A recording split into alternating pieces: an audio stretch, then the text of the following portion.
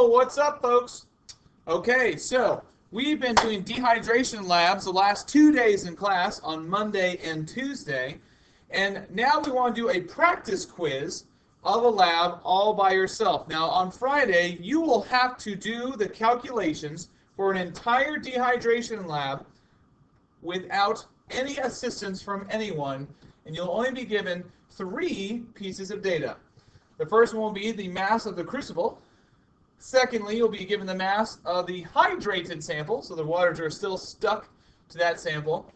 And lastly, you'll be given the mass of the crucible and the dehydrated sample at the very end. And with those 3 numbers alone, you should be able to answer all of these post-lab questions, okay? You need to be able to do this without any assistance.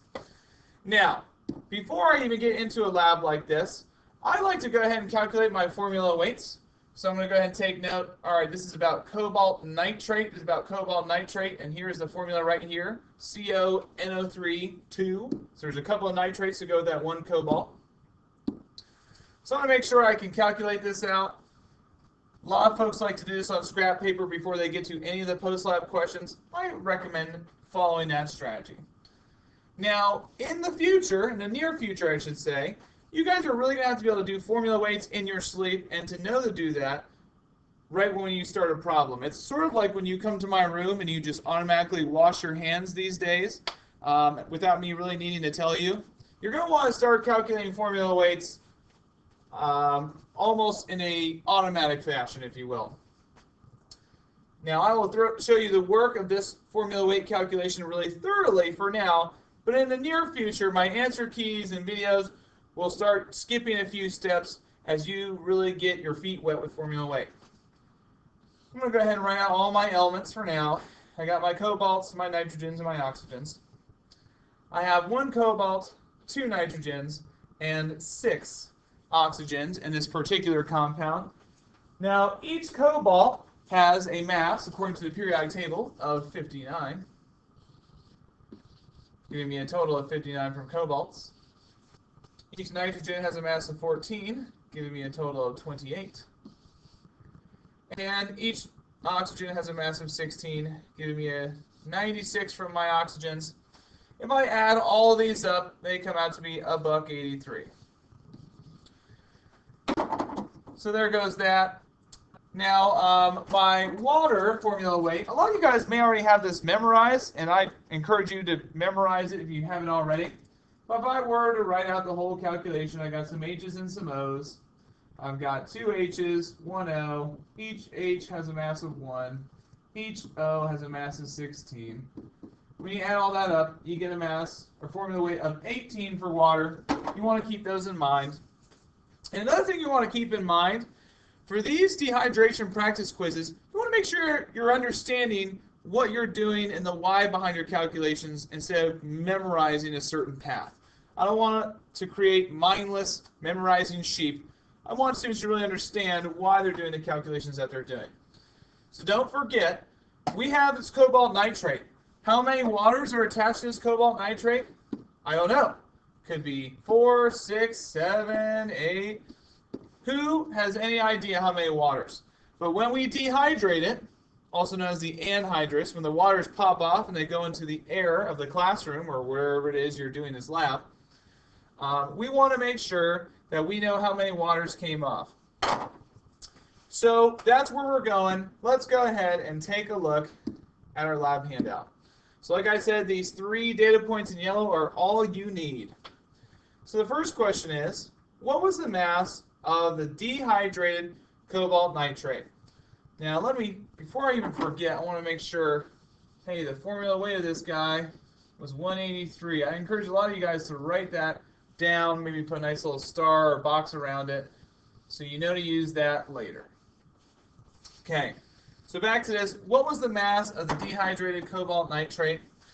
Well, okay, so I know the mass of the crucible when it's empty, and I know the mass of the crucible when it has dehydrate in it.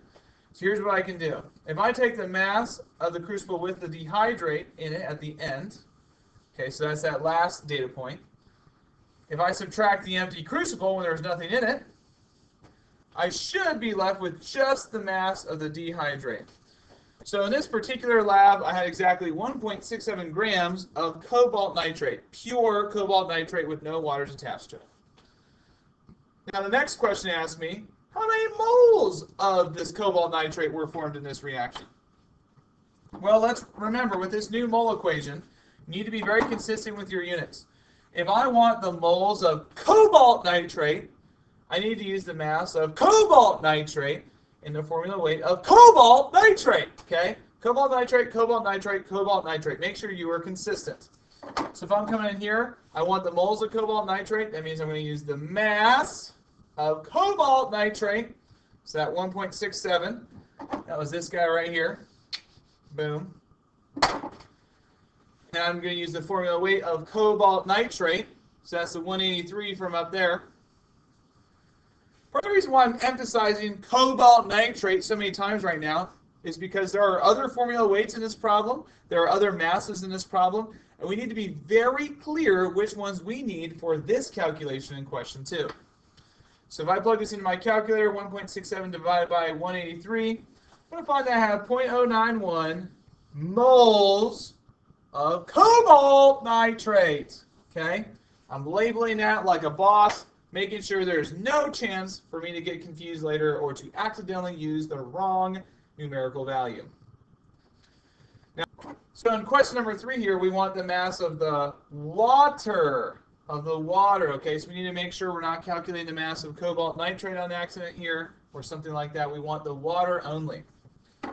Well, we know the mass of our sample when the waters were stuck to it. So that's the 2.65 from up here.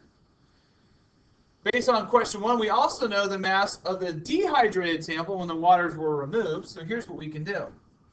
If we take the mass of the cobalt nitrate with the water, the hydrated sample, we subtract the dehydrated cobalt nitrate, so that's pure cobalt nitrate only, then we should be able to find the mass of the water by itself, which in this case is 0.98 grams of H2O. Another way you could write these instead of writing the word hydrate and dehydrate, so if I scribble this out for a second, just like this, you can think of it like this. So we have our cobalt nitrate and H2O is what this 2.65 grams represents. If we subtract just the cobalt nitrate, then of course the only thing we're left with is the water, the H2O. Hopefully that makes perfect sense to you. And if it doesn't, please make sure you speak up and ask a question. Okay, now this next question asks for how many moles of water were lost. Water. So if I want the moles of water, I need to use the mass of water and the formula weight of water. Okay? Yeah. I'm sure you guys aren't annoyed with me yet. Good times. So I'm going to use this new mass of 0.98 grams of water that I just calculated.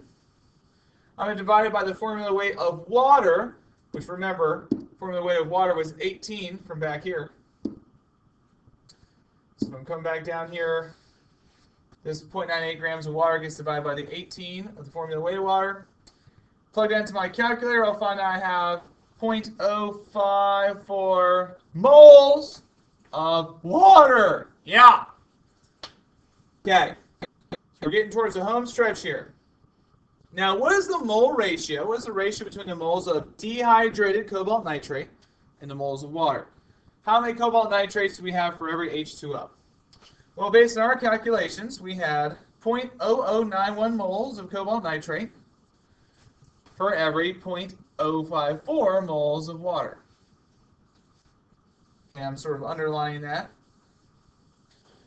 Now, this ratio is true, and there's nothing incorrect about it. The only problem is it's kind of ugly, like 0.0091 of something versus 0.04. It's an ugly ratio, and there's a way we can really clean this up. If we divide both of these by the smaller of the two, okay, so in this case 0.0091 is our smaller of the two, that will always give us a ratio of 1 to something, because 0.0091 divided by itself will be 1. So if I divide both of these by 0.0091, I will find that my cleaner mole ratio is that I have 1 mole of cobalt nitrate for every 6 moles of H2O. For every 6 moles of H2O. And I know that when you plug this into your calculator, 0.054 divided by 0.0091 comes out to be just under 6. So it's like a 5.8 or 9, something like that. But we're rounding to the closest whole number. Now, it would be a little fishy if it was like 5.55, because that's not that close to a whole number. So that may cause us to want to recheck our numbers. But as long as it's pretty close to a whole number, we should be in good shape. And so what is our visual? Well, that means originally, when we had our cobalt nitrate hydrate, there were 6 waters stuck to it, just like this. Just like this. Okay? Now what we did was, we heated that sample up. So we added heat, so to speak. So we put the word heat over the arrow lots of times to indicate that that's what happened. Not just time went by, but we actually used some extra heat. And we're left with a cobalt nitrate, just like this all by itself.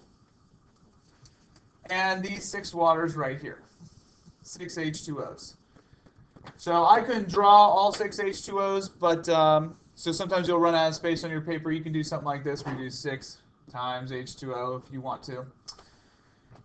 So that's what happens here. Let's not forget that these H2Os, the reason why the mass decreased during this experiment is because these H2Os, well, they were just boiled off, right? So they went into the air as a gas. So it's not like that H2O mass was destroyed or magically disappeared. It's just simply in the air, so it's no longer in the crucible when it gets put back on the balance to get a mass.